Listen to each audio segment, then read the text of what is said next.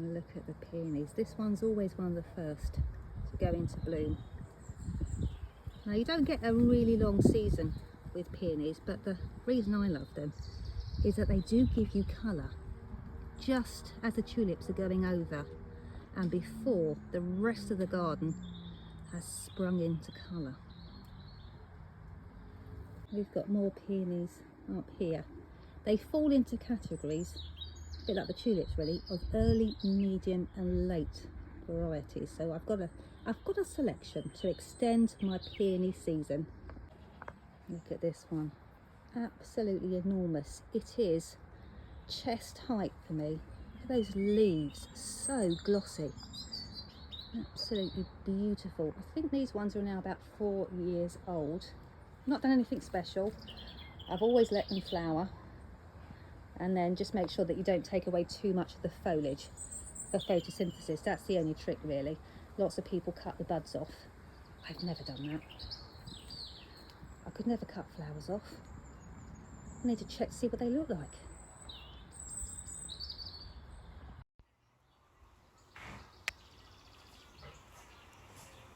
I'm just mesmerised. And this, frankly astonishing beauty, is Coral Charm. Unbelievable. So massive. I know they don't flower for ages, but I could not live without the peony.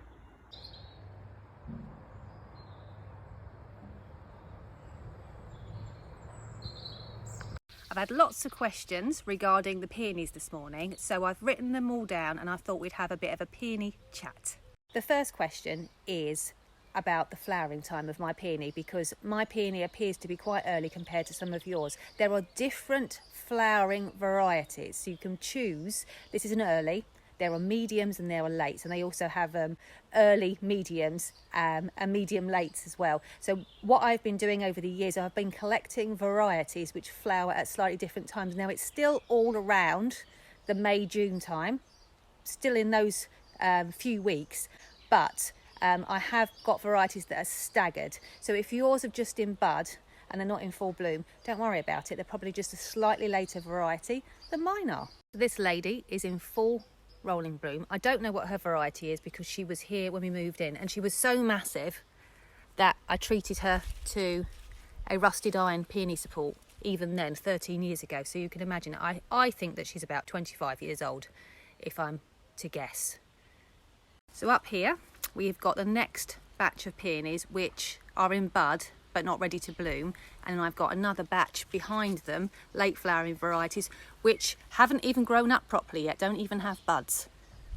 Okay, so the next question is about peonies not blooming properly. Now, peonies must be sun-baked. They must have sun on them for as much of the day as you possibly can manage. If they're in part shade, the crown won't get baked by the sunshine, and then you won't initiate flowering for the following year. So if you've got them in a pot and they're in shade, go move them to the sun right now. Thing to bear in mind, if you had a peony and it was blooming beautifully up until a couple of years ago, is just look at the surrounding trees. They have a habit of growing, and then they could suddenly plunge your poor peony into shade. And if they don't have a sun-baked situation, they will stop flowering. The other thing to bear in mind is peonies don't like to be buried. So if you have mulched your peonies and covered them over, what is happening is the sun is not able to get to the crown and bake it. So the peonies need to be quite close to the soil surface. Let me show you mine. There we go. We can see the lovely peony support as well. And we leave the peony support in just for a bit of interest in the winter. And you can see the crown is sitting proud slightly of the soil, so it's just on the soil surface, and we put some gravel over the top just to remind us to not mulch it and make sure that the sunshine can get to it. Okay, so we've got all that bit right. Now, if your peony is under 3 years old, you do not want to be removing any of the peony foliage, because it might only have 1, 2, maybe 3 stems. If you cut even one of those off, you are significantly reducing its capability of photosynthesizing and really building the plant up for the following year. So you can take the bud off. I will show you how to do that in a moment. But even if you have an established peony, I recommend that you never cut more than 1/3 of the foliage off, and I try and keep it to an absolute minimum, which is probably why my plant has responded so well. So here is a brand new peony. You'll probably remember me potting him up this autumn, and you can see that I haven't buried him very deep in the pot at all. Now, this peony, eventually, it's a very late flowering variety. I've made sure that's where I've got a gap. He will create some buds. Now, if I take the flower and the stem off completely, I will leave this plant nothing to photosynthesize with over the course of the summer. And the plant next year will actually be weaker than it was when I first bought it. So don't take off any of the foliage. If you do get a flower bud though, you can cut that, and let me explain a bit more. So if you get a flower bud on the end of the stalk, providing you don't remove any of the foliage and you just take the bud off the top, you can pick and enjoy that. And you can see on my grid that there is a rather dramatic flower arrangement, and the stem is tiny on it. I only cut just a little bit off, I think 1 leaf, and the flower, and that was plenty big enough for the most dramatic arrangement. So you don't need great big long stems.